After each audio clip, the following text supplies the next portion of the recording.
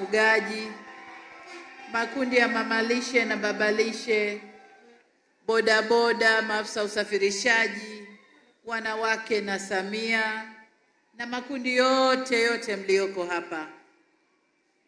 Kazi na utu. Sisi moye.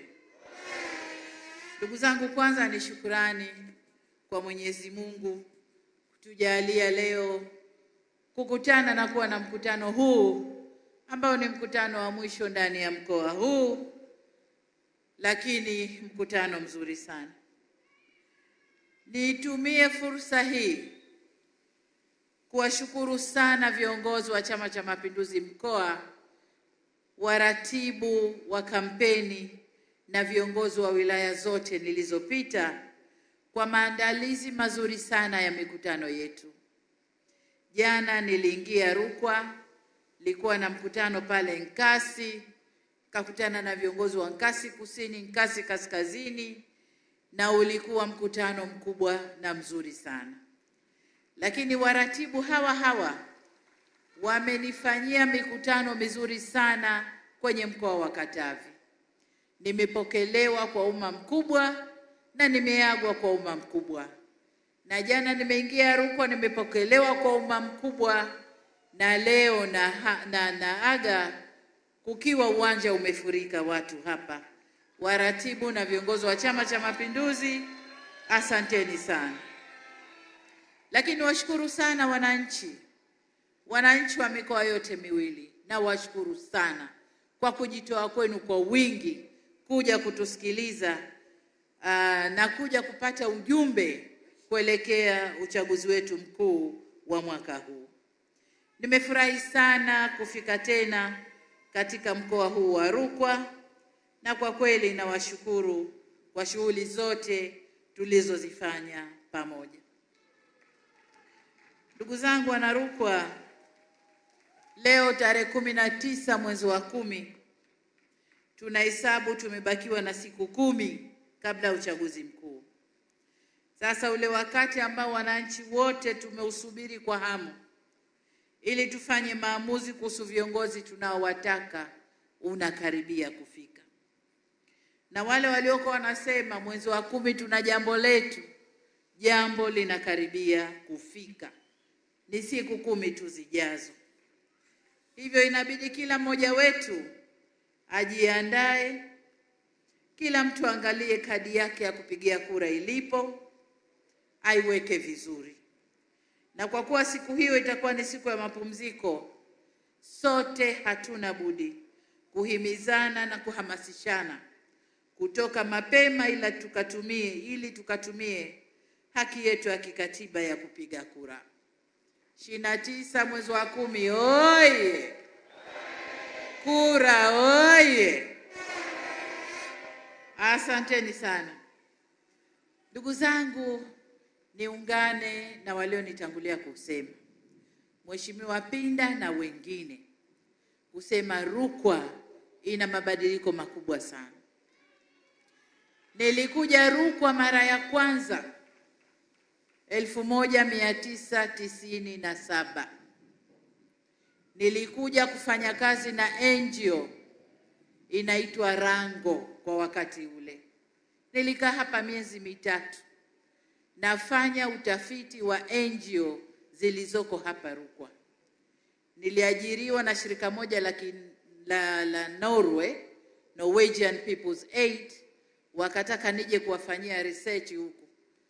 Nikafanya research kwa miezi 2, nikaondoka mwezi wa 3, ikawa mwezi wangu wa kuandika taarifa nilizoziona.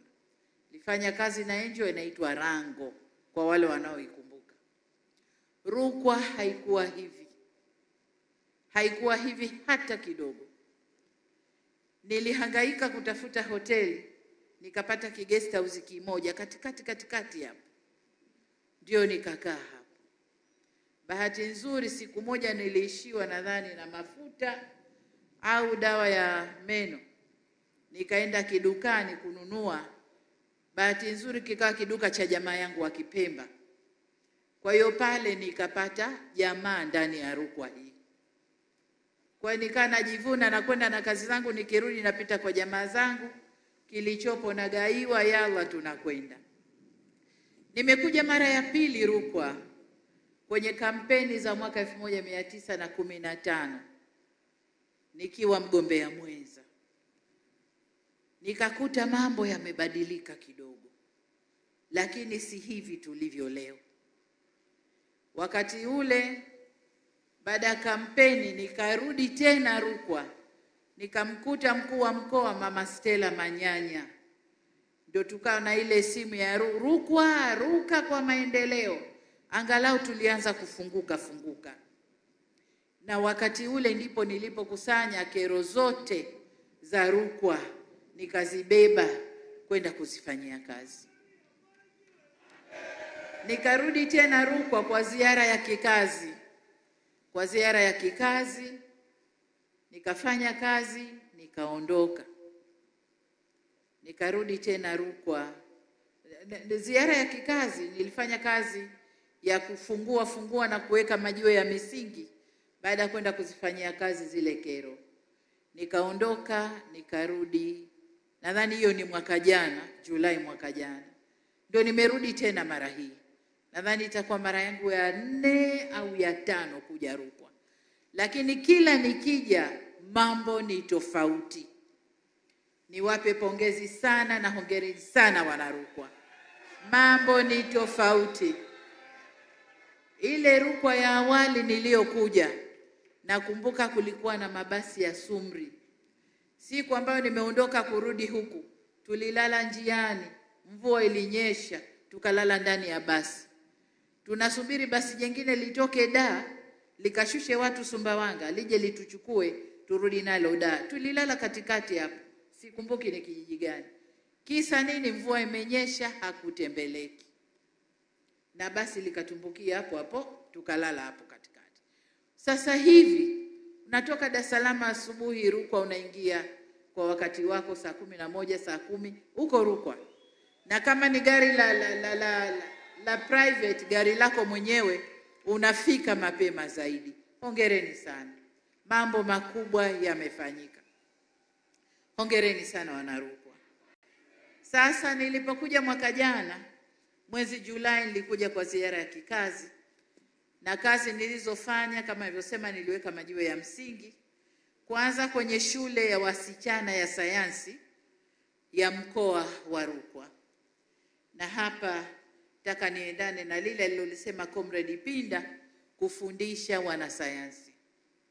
Shule ile sasa iko tayari na imeanza kuchukua wanafunzi. Tumejenga shule maalum za wasichana za fani za sayansi ili kuongeza wingi wao katika fani hizo. Tunataka madaktari wengi, tunataka mainjinia wengi, tunataka fani zote za sayansi. Watoto wa kike ambao walikuwa nyuma waingie huko pia. Lakini pamoja na watoto wa kike tunajenga pia shule maalum kwa wavulana wenye vipaji. Tunazijenga kote Tanzania. Kwa hiyo kwanza nilikuja kufanya kazi hiyo kwa madhumuni hayo ya kufundisha watoto wengi wa kike waingie kwenye fani za sayansi ili warudi waje wafanye kazi na wenzao. Lakini kazi ya pili niliyoifanya wakati ule, nilizindua chuo cha ualimu Sumbawanga ambacho ni miongoni mwa vyuo vya ualimu 35 vya serikali, ili tuwe na walimu wengi, tuwasomeshe walimu wengi. Wakisomeshwa huku, wakigawiwa mikoa ya huku, wanaweza wakafanya kazi vizuri zaidi. Na kama alivyosema Comrade Pinda kwamba sasa hivi watumishi si mara nyingi kudai uhamisho. Kwa hiyo tumefungua chuo tuzalishe walimu wengi.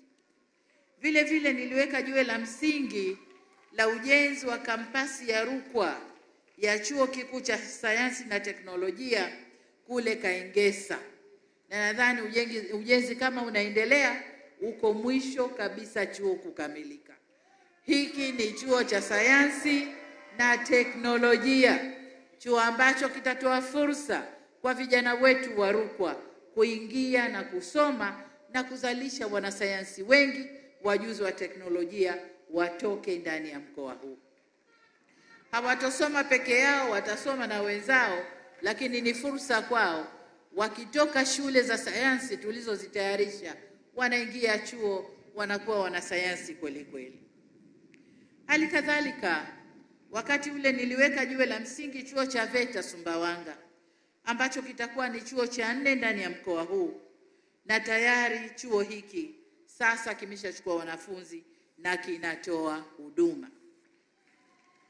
Vile vile wakati ule nilizindua jengo la huduma za dharura katika hospitali ya wilaya ya Nkasi, ikiwa ni sehemu tu ya uwekezaji kwenye sekta ya afya mkoani humu. Nilizindua jengo la dharura, nimekwenda pale, nimeona kila mashine inayohitajika kwenye emergency ziko pale na ni mashine za kisasa. Kwa hiyo ndani ya mkoa wetu huu kuna huduma za afya ambazo haziwezi kutiliwa shaka.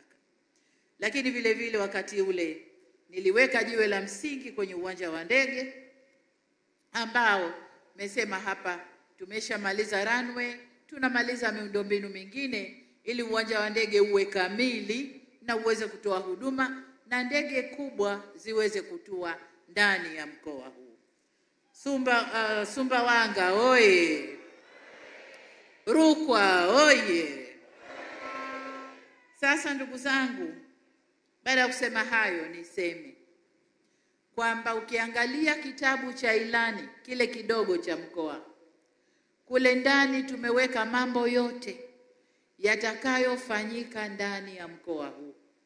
Kwenye sekta ya afya hatujamaliza. Bado tunajua kuna zahanati zinataka kujengwa, kuna maeneo kata ambazo hazina vituo vya afya vinataka kujengwa. Kuna mambo kadhaa ndani ya sekta ya afya bado yanahitajika ndani ya mkoa huu, kwa hiyo tutaendelea. Kwenye elimu, tutaendelea na sera yetu ya elimu bila malipo, lakini pia tutaendelea kuweka miundombinu ya elimu katika ngazi zote. Ngazi za chini hadi ngazi za vyuo, bado tutaendelea. Pamoja na kuajiri watumishi kwenye afya na kwenye elimu, bado tutaendelea. Maji, lengo letu ni kila Mtanzania, kila Mwanarukwa awe karibu na maji safi na salama. Tunajua miradi ya maji inakwenda karibu sawa na miradi ya barabara. Miradi ya maji ni ghali mno, ni pesa nyingi mno. Tunazungumza hapa kuyatoa maji kutoka ziwa Tanganyika, kuyaleta mpaka huku na pengine yaende mbali zaidi, kwa sababu tunazungumza kuwa na gridi ya maji ya taifa.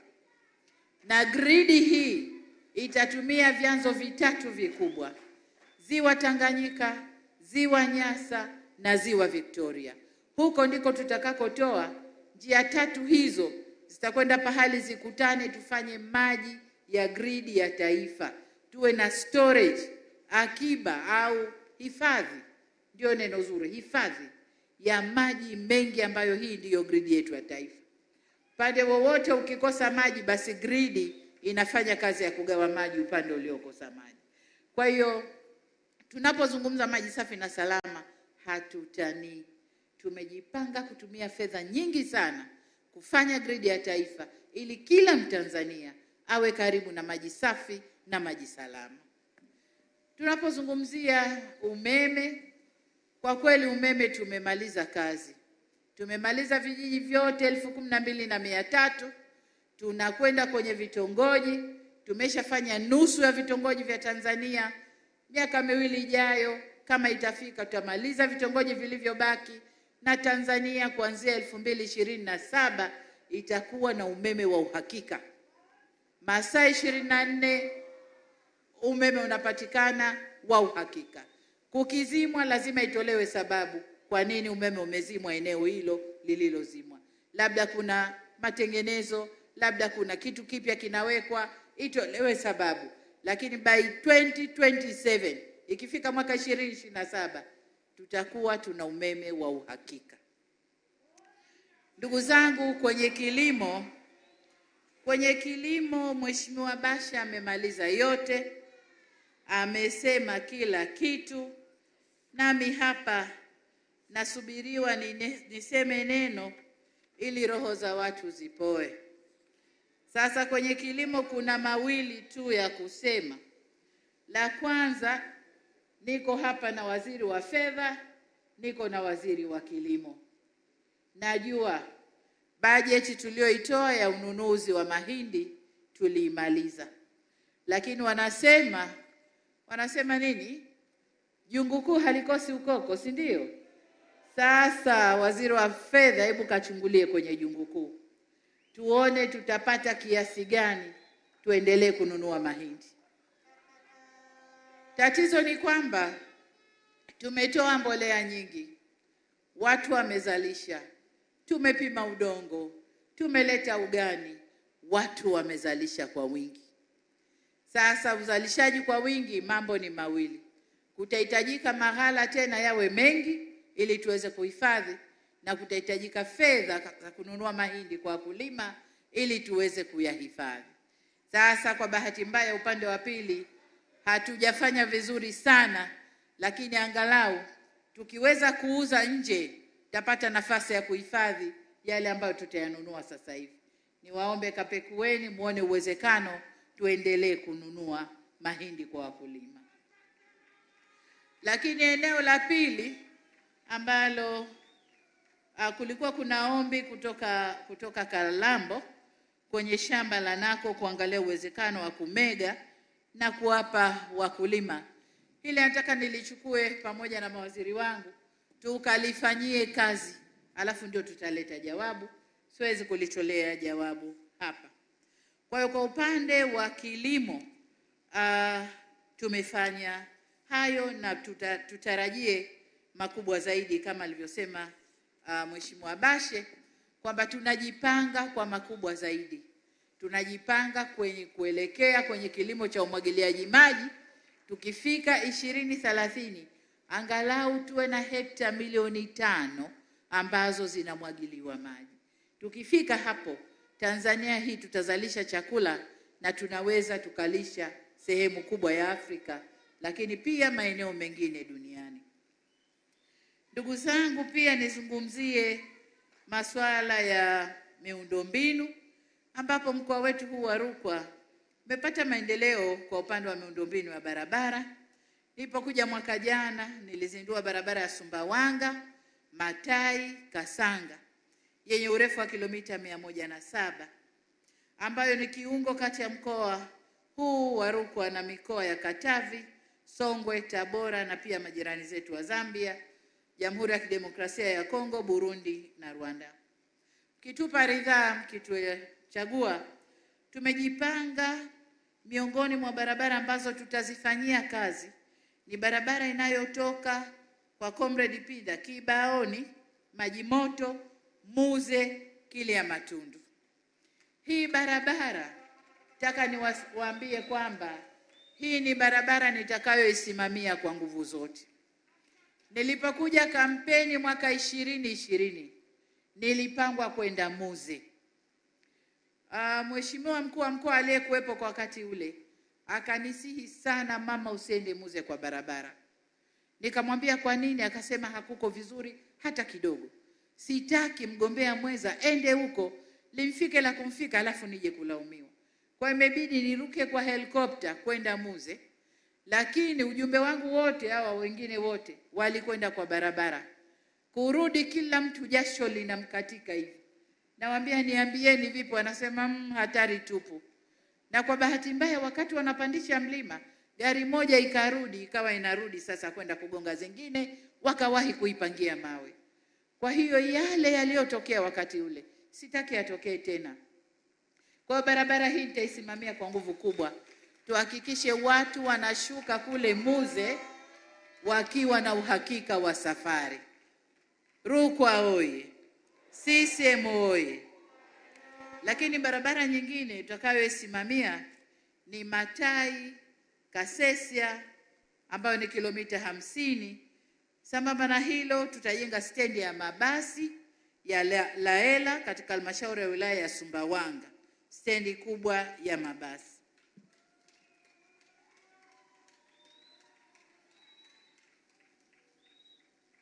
Okay. Narekebishwa ndugu zangu. Wanasema nilikuja kwa shughuli za kampeni 2015. Mimi nimesema 1915. Hapana, ni 2015. Kwa hiyo wale waandishi wa habari waliorekodi vibaya warekebishe hiyo.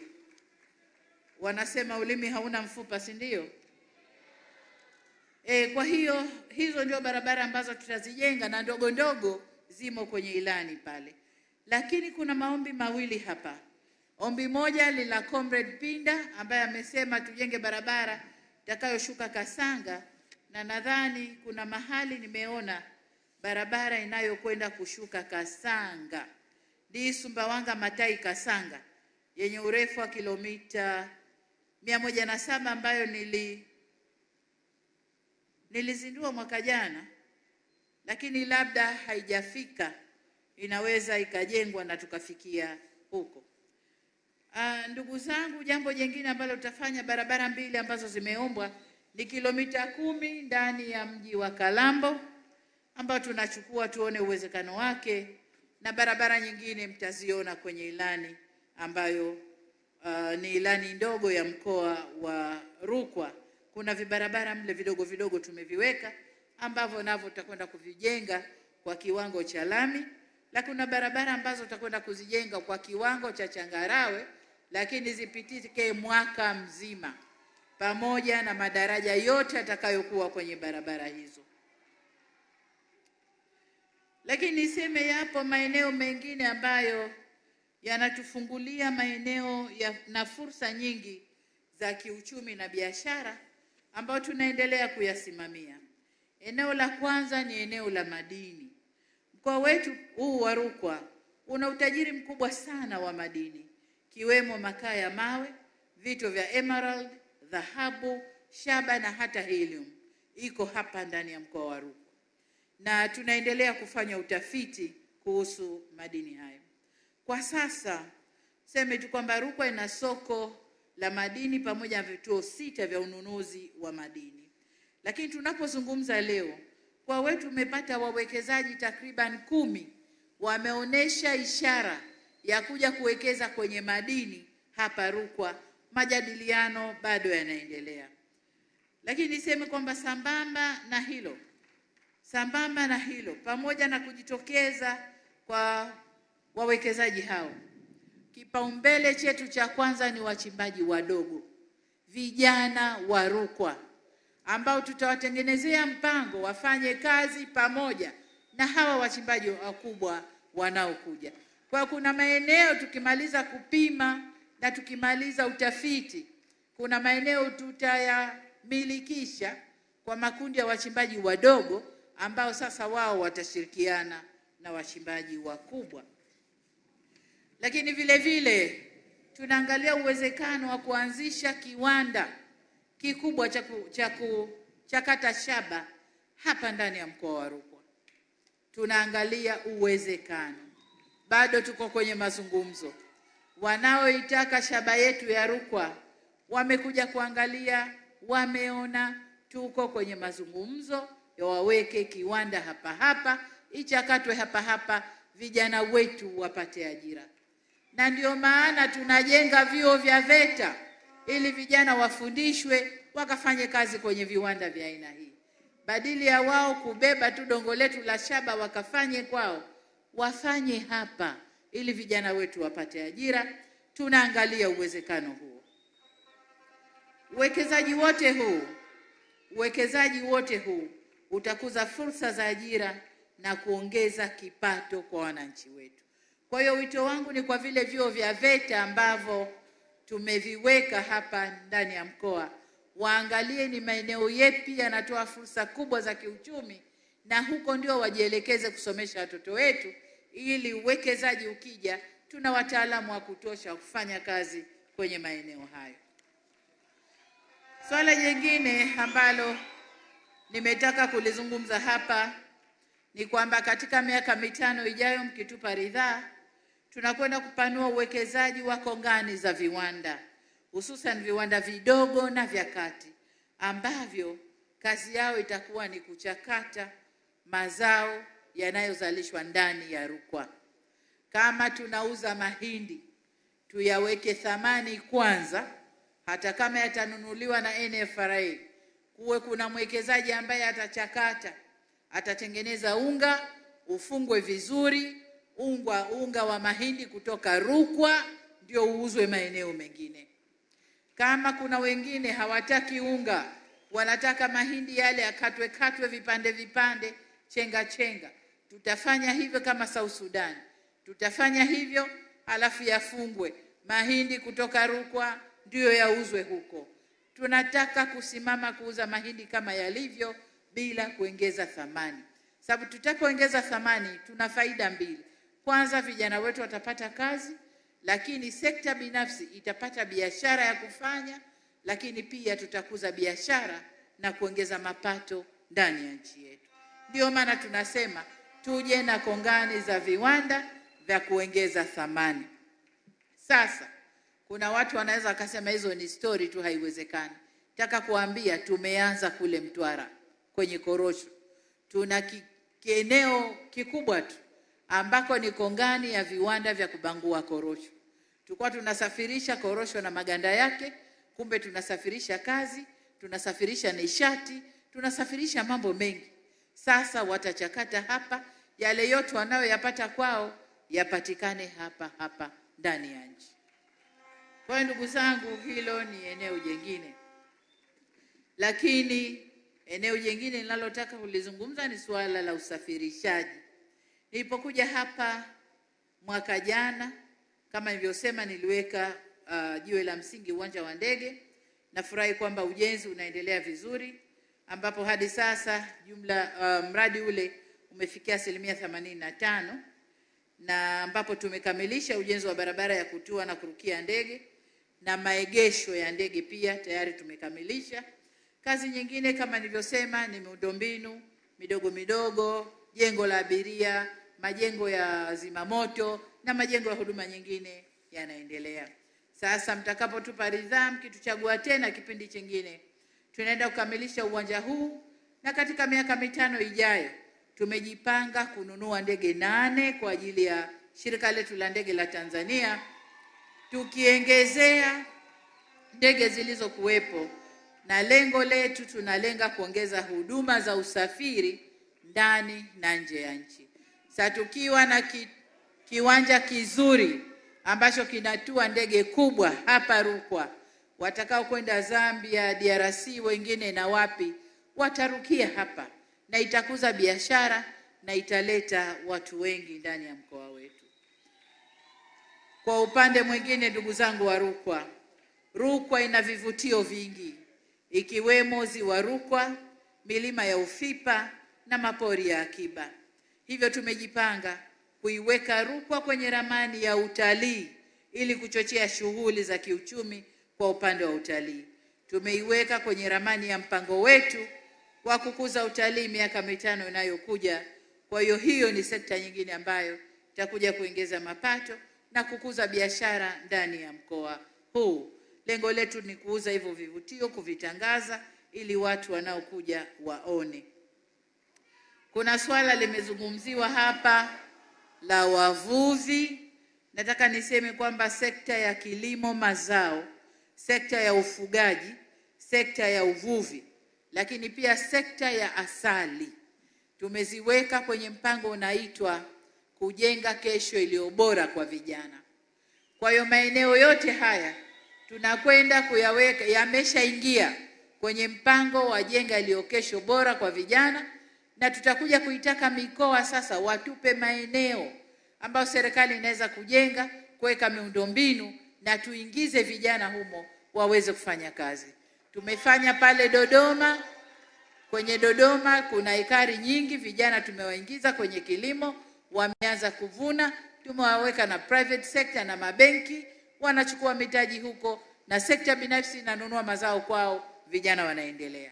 Tumefanya pia kule Kagera, tumeweka shamba la ekari 300 kwa ajili ya vijana, na vijana 300 ambao wangekaa kijiweni, wangesema uongo, wangesikiliza mitandao, sasa wako pale wanalima buni zao, na baada ya mwaka 2 vijana hawa wanakwenda kuvuna kahawa ambayo kwa sasa ina bei kubwa ndani ya dunia hii.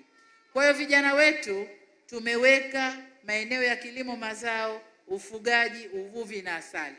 Lakini pia kwenye uvuvi kanda ya Ziwa pale tayari tumeanza kuwapeleka vijana kuingia kwenye uvuvi wa vizimba, ufugaji wa samaki na viumbe maji kwa vizimba, ambapo wao wanafuga kwa njia za kisasa, wanavuna vya kutosha, wanauza na wanapata mazao. Kwa upande mwingine tumewaingiza kwenye ufugaji, ambapo vijana wetu wanafuga ng'ombe wa aina mbili. Wanafuga ng'ombe wa nyama, wanakwenda kwenye minada, wananunua, wananenepesha, kisha wanauza kwenye mabucha na wanapata fedha, wanajenga maisha yao.